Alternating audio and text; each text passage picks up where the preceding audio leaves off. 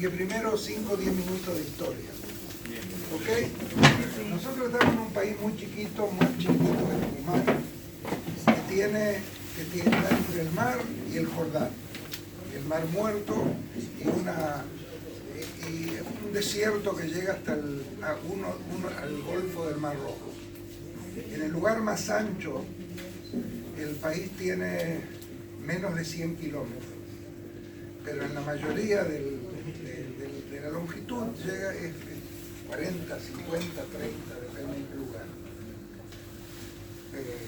En ese territorio, entre el mar y el río, a fines del siglo XIX, para ser más exacto, en 1880, vivían 300.000 habitantes.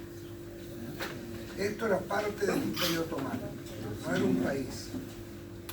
Aún así se lo llamó siempre desde los romanos Palestina.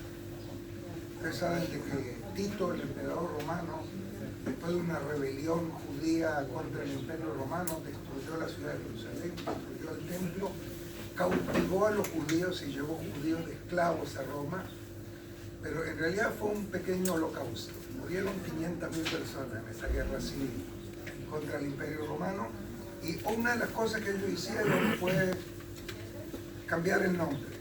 A Jerusalén ya la llamaron Ilia Capitalina y a Israel lo llamaron Palestina. ¿Por qué Palestina? Porque aparentemente el país de los filisteos, pero de ahí viene el nombre Palestina. Palestina nunca fue un estado independiente. Hay un pueblo palestino, viven con nosotros aquí en Israel, no son de esa época. El pueblo palestino, como van a entender, es un resultado de la colonización judía de Israel. Ustedes saben por Newton de que toda fuerza genera una reacción, pero no nos adelantamos el tiempo. En 1881 ocurrió algo que afectó, que no afectó, pero generó un proceso en la Argentina y al mismo tiempo generó un proceso en Israel. No sé si ustedes saben, pero en esa época la mayoría del pueblo judío vivía en el Imperio Ruso. Cuando hablo del Imperio Ruso, hablo de Rusia que llega hasta Alemania. Desde la época de Napoleón, Rusia llegó hasta Alemania. Todo lo que es países como Rumania, Ucrania, Alemania, Lituania, todos esos países eran Rusia, Belarus. Y en ese lugar vivían entre 5 y 6 millones de judíos. Era una minoría muy importante, eran el 10% de la población de Rusia. Y cada vez que había un lío muy grande, había persecuciones en contra de los judíos, porque hubo sequía, por cuestiones religiosas, por cuestiones políticas. Los judíos vivían en una franja que era la franja permitida de vivencia, que incluía parte de Belarus, parte de Polonia, parte de Ucrania. Ahí vivían los judíos. En 1881 hubo una gran persecución. En 1881 fue asesinado un zar. El zar ese lo asesinó, según se dice, un hermano de Lenin. En aquello puede tener otro nombre, pero como consecuencia de ello hubo pogroms, no sé si escucharon la palabra, persecuciones en decenas de poblaciones. Murieron centenares de judíos, pero fuera de la cantidad que murió, se quemó, se destruyó aldeas completas, familias completas, y como consecuencia de eso se generó una ola inmigratoria muy importante. No ocurrió en un año, pero entre el año 1881 y el año 1910 emigraron de Rusia 2,5 millones de judíos, que fueron fundamentalmente a los Estados Unidos, también a la Argentina y a otros países de Latinoamérica, pero un poquitito, muy poquito de ellos dijeron, no vamos más, no nos escapamos más a ningún lugar, nos volvemos a casa.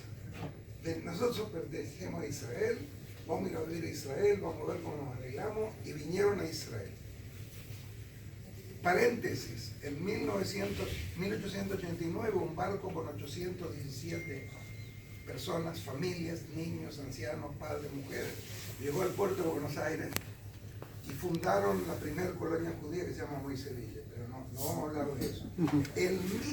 7 años antes se fundó aquí la primera colonia judía, que se llama Rishon LeZion, es una ciudad muy importante hoy día, de la colonia no le quedó nada, está al sur de Tel Aviv. Ahora, ¿qué había aquí en ese? Esos 300.000 personas que vivían, la mayoría era musulmana, y había 2 minorías importantes, una muy importante cristiana. Había muchos cristianos aquí. ¿Quiénes eran los cristianos? Eran los descendientes de los cruzados.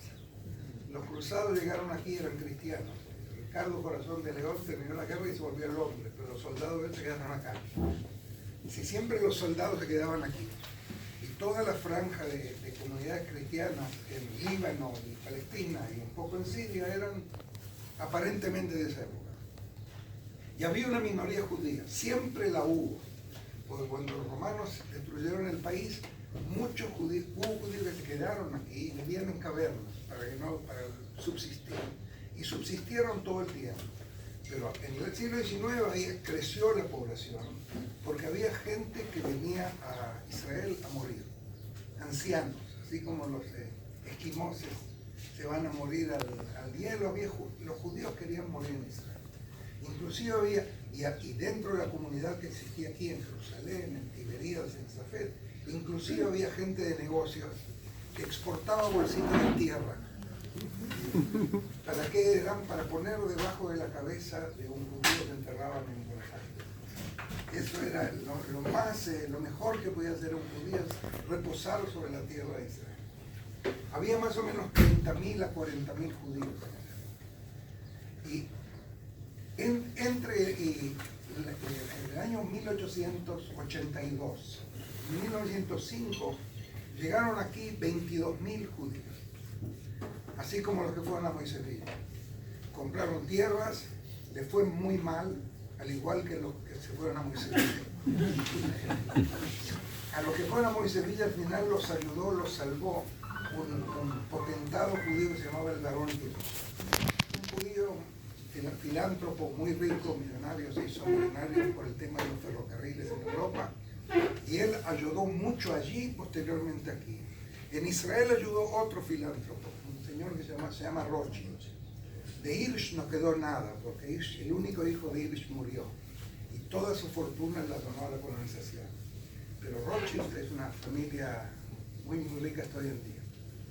Los primeros colonos que vinieron aquí, les fue tan mal que mandaron una delegación a averiguar qué se puede hacer aquí a París, buscando un agrónomo que los ayude.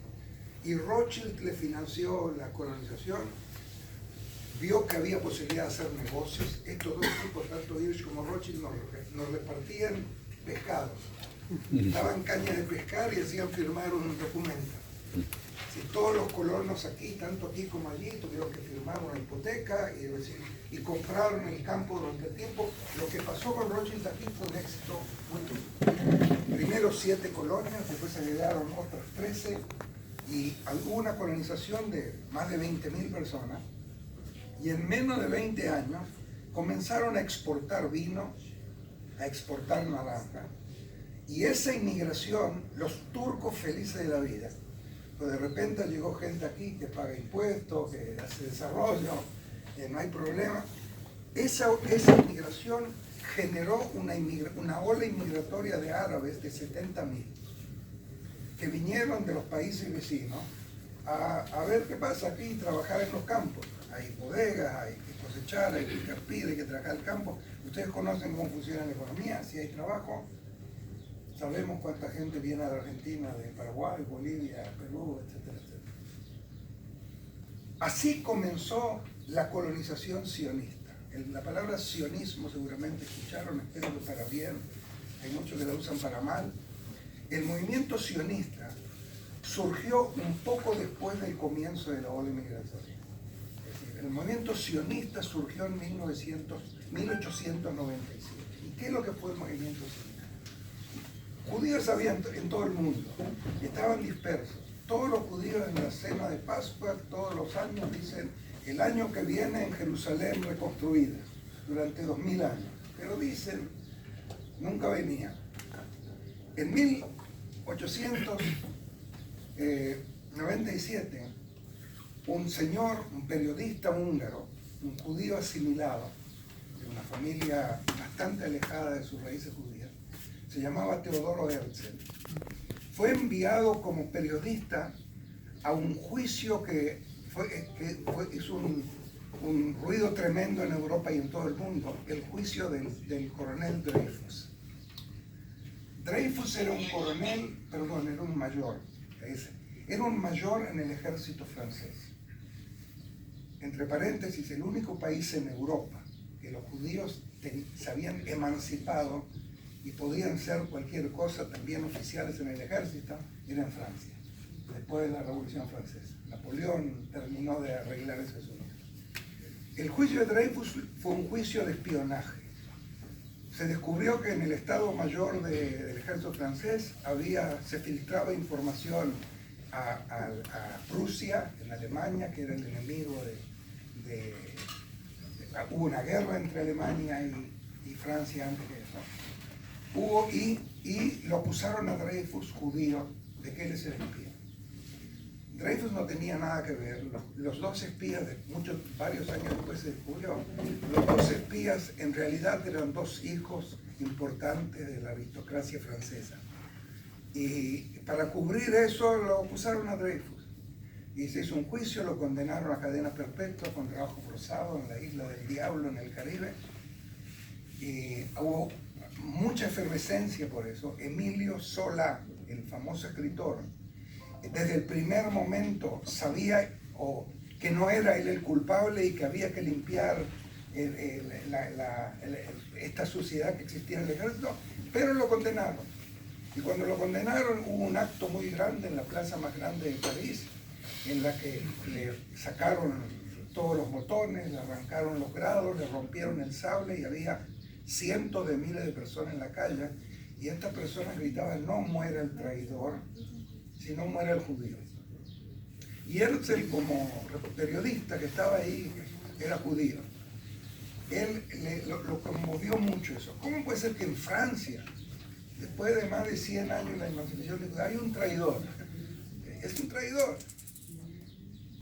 Y como consecuencia de eso se volvió al hotel, no salió durante 2 semanas y escribió un libro que se llama El Estado Judío.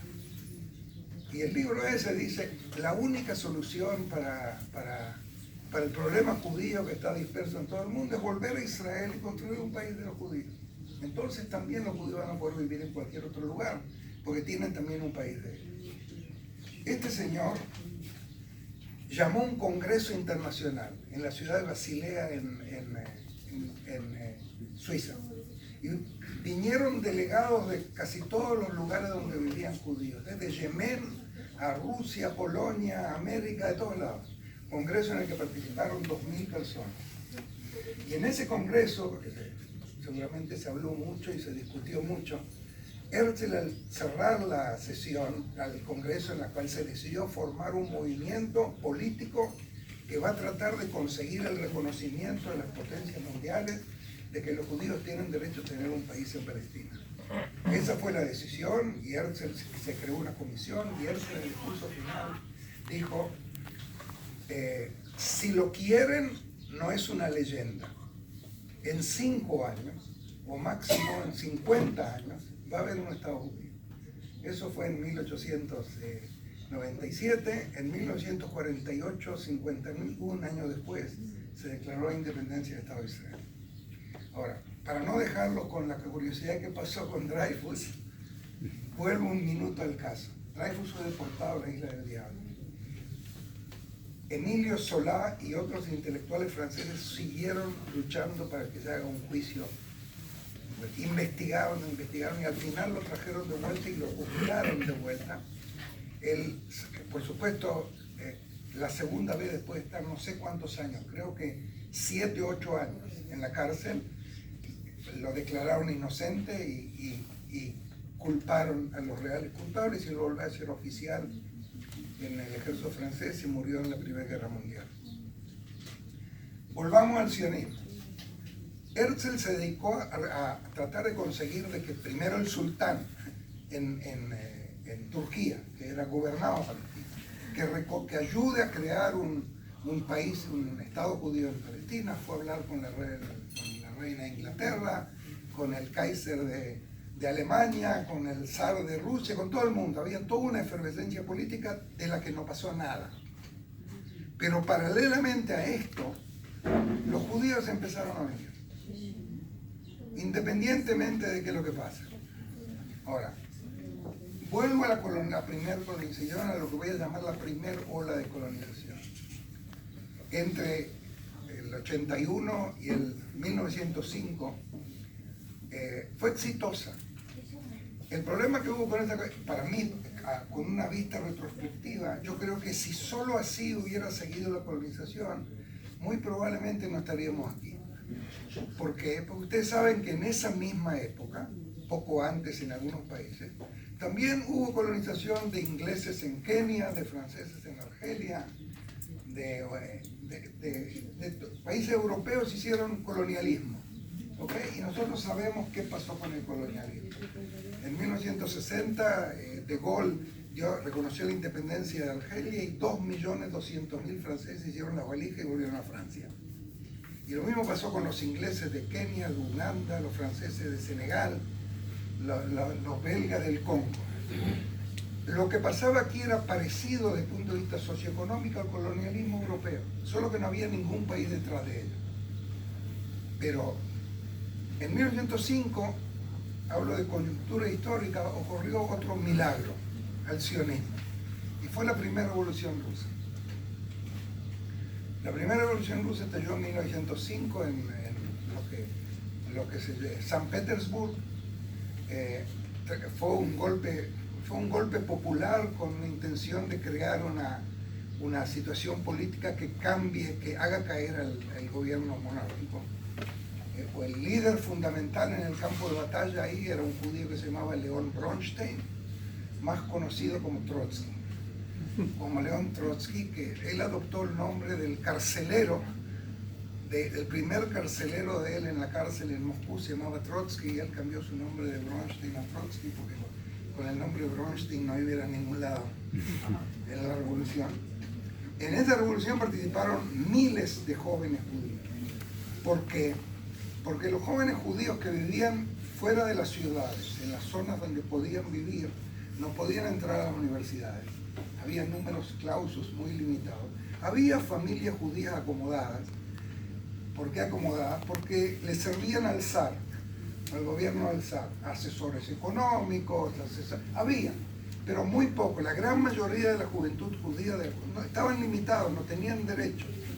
Y al surgir los primeros movimientos revolucionarios, todavía no, los bolcheviques todavía eran el partido más chiquitito, el espíritu revolucionario estaba, y se supone que más o menos entre el 30 y el 50% de los que participaron activamente en la primera revolución rusa eran judíos. La primera revolución rusa fracasó. A Trotsky lo mandaron a Siberia, a miles mandaron a Siberia, entre ellos muchos judíos.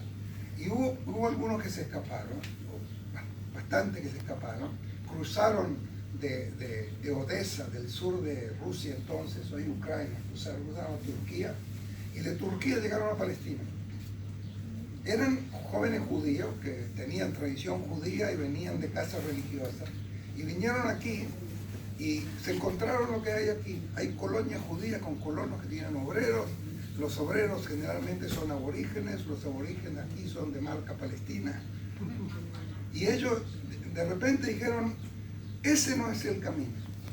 Es decir, si vamos a seguir así, van a seguir así la colonización, esto va a ser un país de quien trabaja la tierra. Es verdad, ustedes vinieron, al principio les fue muy difícil, trabajaron, hablaron, pero ahora ya progresaron, hay un montón de árabes trabajando en los campos, nosotros tenemos que ser los obreros. Ellos eran revolucionarios, si nosotros vamos a trabajar la tierra va a ser nuestra, si no, no. Uno que apoyaba a ellos, un famoso filósofo y biólogo, se llamaba Borojov, de Odessa, escribió un folleto sobre esto. La teoría de Borojov decía lo siguiente: toda nación normal es una pirámide. En la base de la pirámide, todos sabemos que la pirámide es el cuerpo geométrico más estable. Sí, se puede tirar abajo el obelisco, pero una pirámide Es difícil. La base de toda nación es una base agraria, con raíces en la tierra, no se mueve de ahí. Arriba de eso hay gente que vive en las aldeas agrarias y trabaja para el sistema. Y hay artesanos, y hay comerciantes, y hay intelectuales, y arriba hay una élite que gobierna la nación. Y las naciones, ahí están. Sabemos de que es muy difícil de cambiar eso. Y ellos decían, el pueblo judío, Borokov dijo, el pueblo judío es una pirámide invertida. Está esparcido por el mundo. Casi en ningún lugar puede tener tierras. Por ende no tiene agricultores. Viven en aldeas. Son pequeños artesanos, comerciantes, se ocupan de dinero, se ocupan de muchos intelectuales. Y la pirámide está así. Cada vez que sopla el viento, se cae. Y hay que ir a construirlo a otro lugar. No es suficiente que judíos vengan a Palestina, hay que dar vuelta a la pirámide.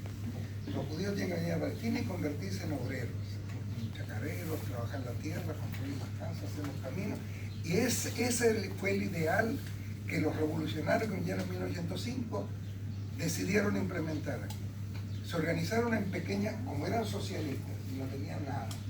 Cuando uno no tiene nada es muy fácil ser socialista. Es una comuna, como yo tengo 10 pesos, o 20 pesos, una caja común, compramos, se organizaron en pequeñas comunas. Y imagínense comunas de hippies cosecheros, que iban de colonia en colonia, aquí había que construir, había que hacer una zanja, aquí hay que hacer un camino, y tenían una caja común. Y apareció algo nuevo en el paisaje palestino. Nadie conocía eso. Y ya en esa época, en 1905, ya había un movimiento sionista. Ya había una agencia judía que juntaba dinero en todas las casas de los judíos todos los viernes. Había una alcancía que se ponía monedas o billetes y que después se juntaba toda la plata para comprar tierra en Israel. Yo como niño lo recuerdo en Argentina, en cada casa había una alcancía azul. Queden caídos. Bueno, y había aquí un delegado, un judío alemán, que se llamaba Arthur Rupin. Él dirigía la agencia judía en Palestina y estaba encargado de la compra de tierras, de apoyar la colonización. Y Arthur Rupin de repente descubrió que hay grupos de gente joven dando vuelta, él no sabía lo que era y le interesó mucho. Y hubo algo, se reunió con ellos y ellos le explicaron su teoría. Y él dijo, bueno, está bien, escuché. Pero él siguió pensando de que hay que seguir comprando tierra y traer colonos y pasarse en lo que ya sabía cómo se hace. Hubo un evento importante que tiene que ver con Herzl, que lo hizo cambiar de idea sobre estos hippies. Herzl murió muy joven, murió a los 40, me parece 40, 41 años, y a fines de 1904, y en el año 1905 o 6, un año después, 2 años después de su muerte, el Congreso sionista que se reunía todos los años en Suiza, decidió plantar un bosque a nombre de Herzl cerca de Jerusalén. ¿Y cómo es que hizo Rupin? Dieron una orden. Fue a un vivero, compró arbolitos, contrató un raíz árabe que plante el bosque y un grupo de pioneros, llamémoslo ahora. En uno de estos grupos había una mujer muy extraordinaria, que muy poca gente conoce su historia, se llamaba Manya Shoha. Manya Shoha también fue una revolucionaria rusa y ella era muy efervesciente. Cuando se enteró lo que hicieron en el bosque de Herzl, ella convenció a varios grupos de ellos, fueron de noche al bosque.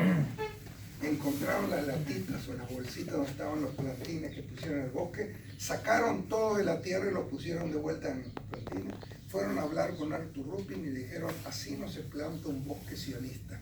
Un bosque sionista en nombre de Herzl lo vamos a plantar nosotros gratis. Pero si usted quiere que sea algo en nombre de que los judíos tienen que hacerlo, no puede ser que contrate asalariado para hacerlo. Y así fue.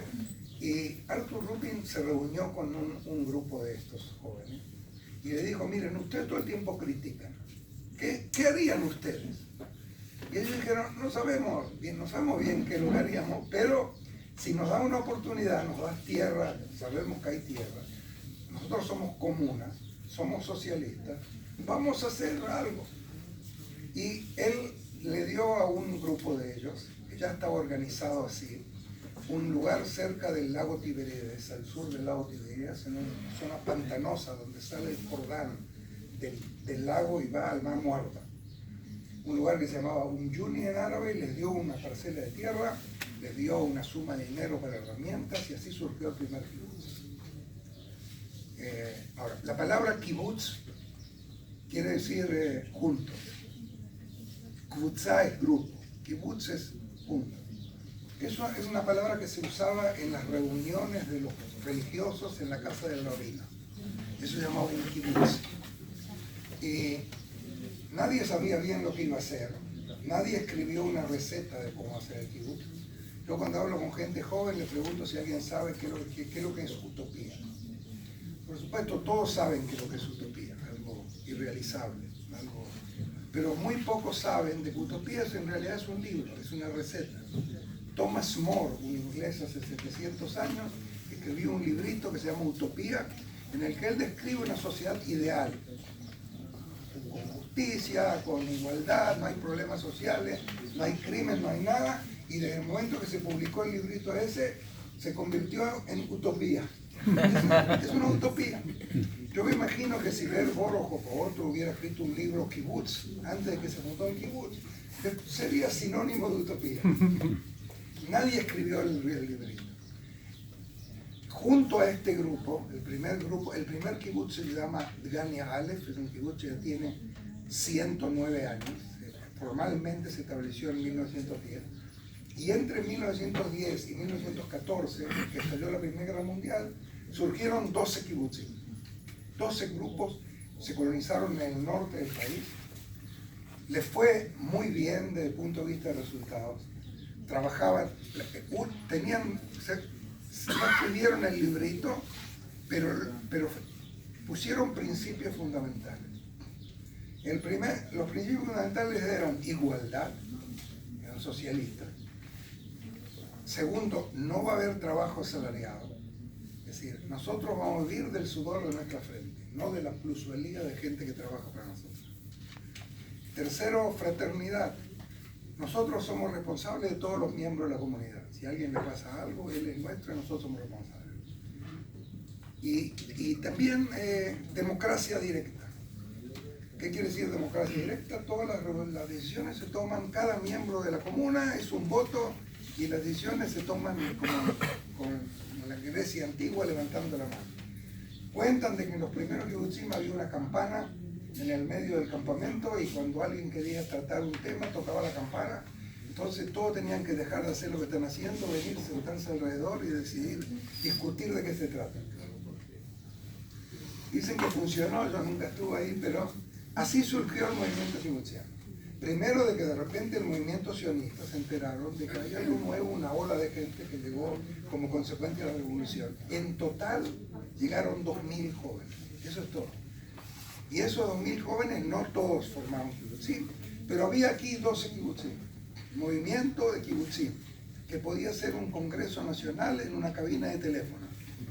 Eran poca gente y no tenían masa crítica para generar el Estado de Israel. Y estalló la Primera Guerra Mundial. Esto era Turquía.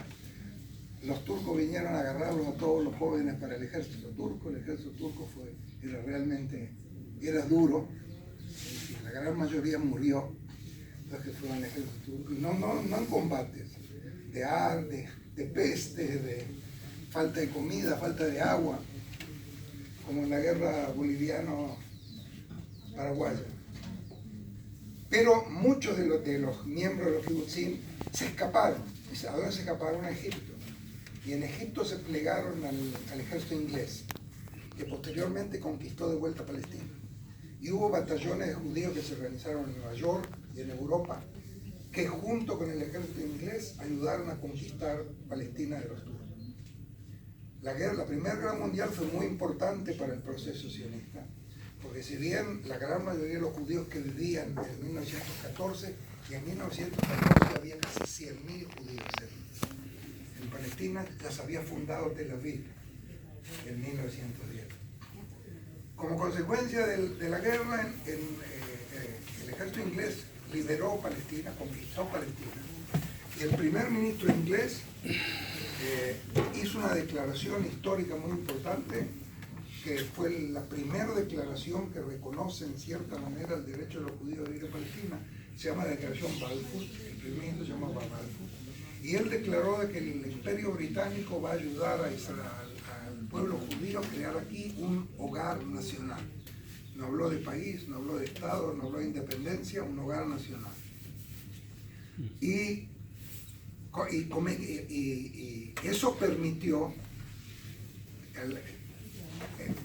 que surja la esperanza de que los ingleses van a permitir inmigración libre a Palestina y se va a poder colonizar el país. ¿Se acuerdan? Había aquí 300.000 habitantes. Adelanto un poquito, hoy en día aquí hay 12 millones de habitantes. Entre el mar y el Jordán, judíos y árabes, palestinos, somos 12 millones de personas. Los ingleses muy rápidamente se retractaron de la declaración Balfour. Dijeron, no, ¿saben qué? Esto es muy complicado, acá hay árabes, hay países árabes, hay petróleo, ellos se oponen a que vengan los judíos, pero en realidad no se puede vivir aquí. Trajeron unos expertos ingleses que hicieron un análisis de la reserva de agua de Palestina y llegaron a la conclusión que aquí no pueden vivir más que 2 millones de judíos, de personas en Palestina. Y como consecuencia de ello, van a venir grandes cantidades, se van a reproducir. Decidieron sacar una ley que se llamaba la ley del libro blanco.